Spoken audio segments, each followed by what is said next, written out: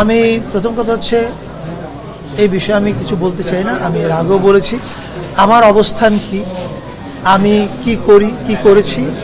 আমার গত 15 বছরের ফেসবুক ঘাটলে দেখা যাবে। শুধু 2-4টি পোস্ট ঘাটবেন না, সব ঘাটেন। আর দ্বিতীয় কথা হচ্ছে এই যে আমার সিনেমাগুলো দেখলেও বোঝা যায় আমার অবস্থান কি। আর ফ্যাসিস্টের পক্ষের অবস্থান, এটা একটা অবিশ্বাস্য কথা, এটা নিয়ে উত্তর দেওয়ারও প্রয়োজন নাই। আমার লেখাগুলো পড়েন, এই চেতনালয়ে আমরা কি করিব 2014 সালে লিখেছি, যেদিন থেকে ফ্যাসিজমের সূচনা হয়েছিল শাহবাগে, এটা পড়ে দেখুন। আবার কিন্তু এবং যদির খোঁজে নামে একটা লেখা লিখেছিলাম 2015-তে, এটাও পড়ে দেখা যায়। আমি এটা উত্তর দিতে চাই না।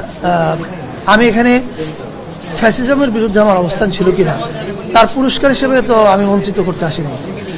আমি এই কাজটা করতে পারবো কিনা সেটা ইম্পর্টেন্ট। এবং আমি যখন ভেবেছি যে আমাকে যারা বিশ্বাস করছে আমি কাজটা করতে পারবো, তখন আমি চিন্তা করে দেখলাম আমি পারবো কিনা।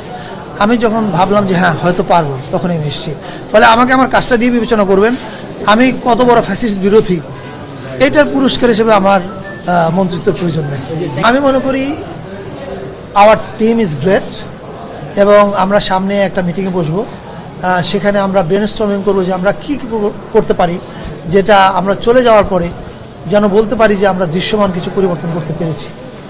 সেইটা রেডি হওয়ার পরে প্রধান উপদেষ্টা মহোদয়কে আমরা প্রেজেন্ট করব। ওনার অনুমোদন পাওয়ার পরে এটা আমরা আপনাদের সামনে জানাবো। ফলে আপনারা জানবেন আমরা রোডম্যাপ কী দিয়েছি, কী কী করতে চাই।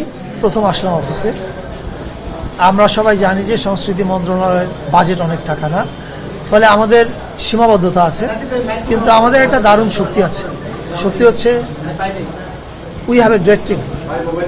আপনি আমাদের আন্ডারে যে প্রতিষ্ঠানগুলো যদি দেখেন, শিল্পকলা একাডেমি, ওখানে আছে সৈয়দ জামিল আহমেদ। বাংলা একাডেমিতে আছে মোহাম্মদ আজম। নজরুল ইনস্টিটিউটের রতিফুল ইসলাম শিবলি। গ্রন্থকেন্দ্রে আছে আফসানা আপা। আর সচিব হিসেবে আছেন আতিউল ভাই সাহেব। ফলে আমি মনে করি এই যে এরা প্রত্যেকে মেধাবী, এরা কখনো আপনার মানে কল্পনা করতে পারতেন না কিছুদিন আগে যে এরা প্রতিষ্ঠান দায়িত্ব নেবে, কিন্তু এরা ভিশনারি। এবং আমরা চলে যাওয়ার দিন আপনারা তখন বিচার করতে পারবেন কয়টায় আমরা সফল হয়েছি, কয়টায় ব্যর্থ হয়েছি। যেগুলো ব্যর্থ হয়েছি সেগুলোর জন্য তখন আমরা ক্ষমা চেয়ে নেব।